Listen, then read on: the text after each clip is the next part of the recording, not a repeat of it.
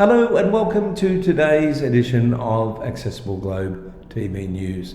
We do apologise for not being with you last week, but we were travelling around Thailand on a tour and also having our studio revamped for the upcoming launch of The Spin, which we are very excited about. However, now on with the news. And today, sadly, I have to begin with one of the most disturbing stories I've ever had to read on the news.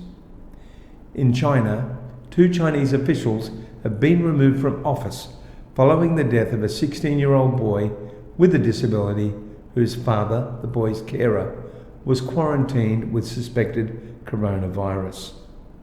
Yang Chang, who suffered from cerebral palsy, was found dead on Wednesday after being left home alone for 6 days when his father, Yan, visited the town health centre for a fever and was isolated by health authorities.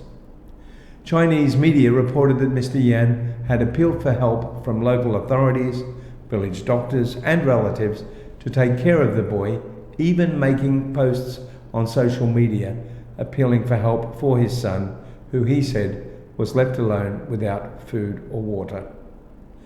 Local media reported that Mr. Yan's younger son, who is also disabled, was put in quarantine along with him.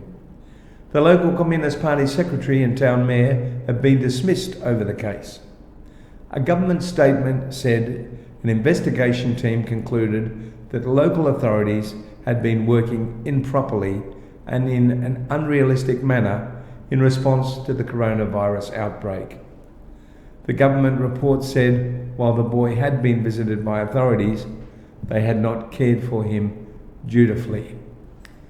The BBC reported that the boy was only fed twice during his father's absence, but a local government official denied any wrongdoing, saying they sent Mr. Yan pictures when they fed his son. However, they said it is definitely not true that nobody took care of him. The boy's death was met with anger on social media. Moving to the UK now, where the number of people with disabilities and medical conditions on the housing waiting list in England has risen by almost 11,000 in 2 years, ITV News revealed.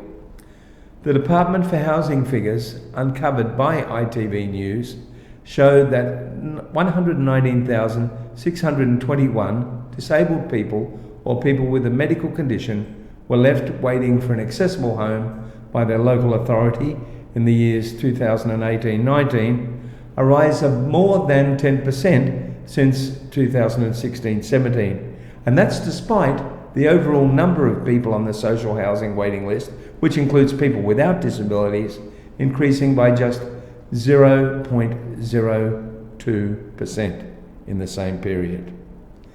The figures have prompted the housing minister to look into whether the law needs to change to ensure more new homes meet minimum accessibility standards. Let's just have a listen to part of that ITV report. This is what Daniel Slade calls home, a nursing home, at the age of 49. He didn't come here to be cared for, he was sent here temporarily because Northamptonshire County Council didn't have anywhere else for him. 15 months later, Daniel is still here, living in this single bedroom. It's a prison sentence without a court appearance. It's that simple. I was brought here. I didn't want to be in a nursing home. I'm 49 years old, living with 80, 90-year-olds that are dying on a daily basis.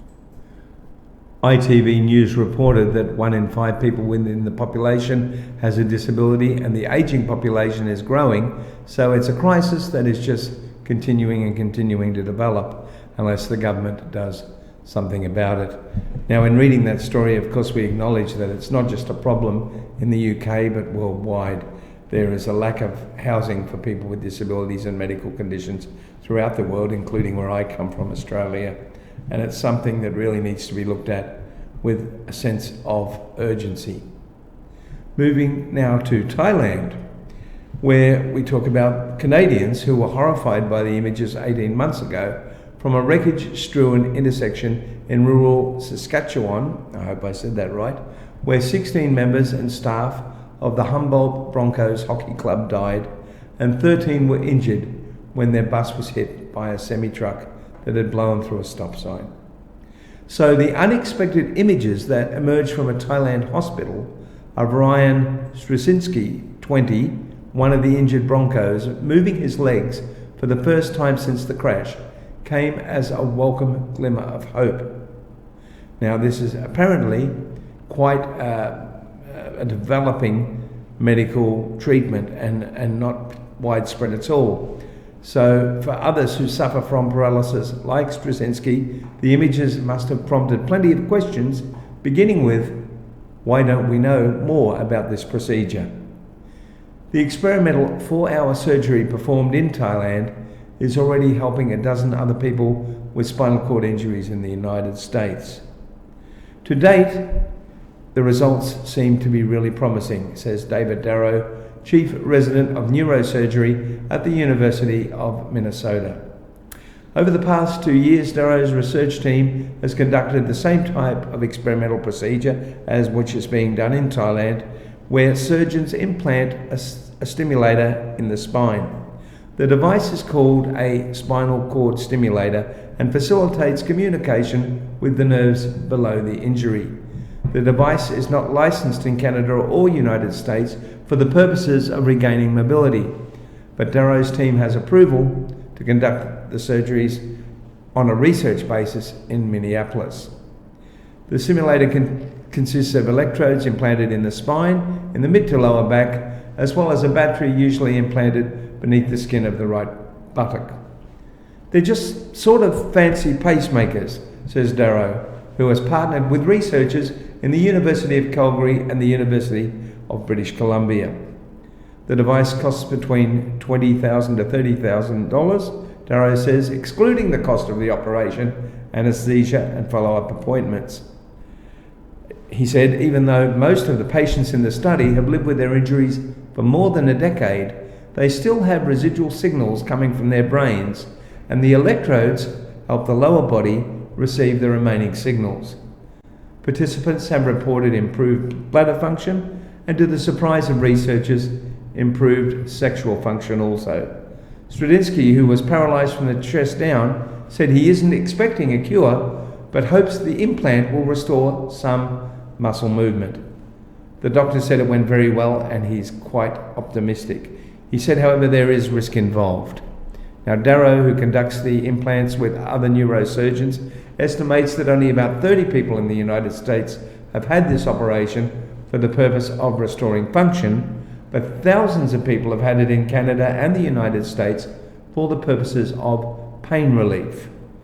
He said from the pain relief cases, risks include infection, bleeding, and movement of the stimulator.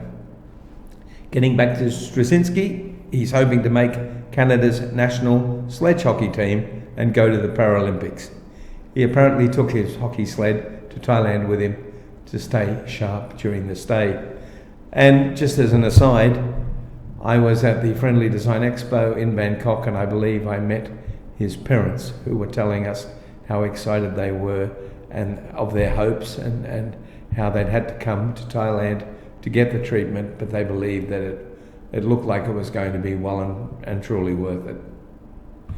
Heading back to the UK now, a disabled woman has expressed her anger at the design of 2 recently revamped central London branches of Starbucks, saying the company is discriminating against wheelchair users by only having high tables in their interior. Now, the interesting thing about this is that before the remodeling, the revamping, there were tables inside the Starbucks suitable for wheelchairs. So their upgrade has actually made it less accessible. Under the Equality Act of 2010, stores are required to take positive steps to remove the barriers people face because of a disability. Companies must ensure a disabled person receives the same services as far as possible as someone who is not disabled. So I'm just looking back to see where those stores were. One was at St Pancras Station. That was one of the global coffee chain stores that had been made inaccessible on the inside. However, apparently there are accessible tables outside, so as long as you don't mind the cold UK weather, you can have a nice warm coffee at Starbucks. Apparently, she said the staff in the store were lovely and so apologetic, but there was nothing they could do. After Webster's tweet was spotted by a member of Starbucks' Twitter account team, she was reassured that senior management would look into the issue. It'll be interesting to see if anything gets done. Well, that's today's edition of Accessible Globe TV News. Don't forget that we are looking for people who want to contribute news stories and also present. We are looking for news presenters to join me and to actually present the news wherever you are in the world, and we are excited to hear from you. If you're interested, please drop us an email at news@accessibleglobe.tv and we'll get back to you as soon as we can. Don't forget that the spin is beginning next week, and we've got the revamped studio. We're ready to go, and we're very excited about that, and very excited to just have you as part of everything we're doing. Also, just before I go, if you are watching this, a lot of people are watching this show on Facebook, and if you need subtitles or you need subtitles in a different language, we have facilitated that automatic service on our YouTube channel. So please go there, subscribe, get notifications, and be a part of us any way you can. Thanks for being here. See you next week.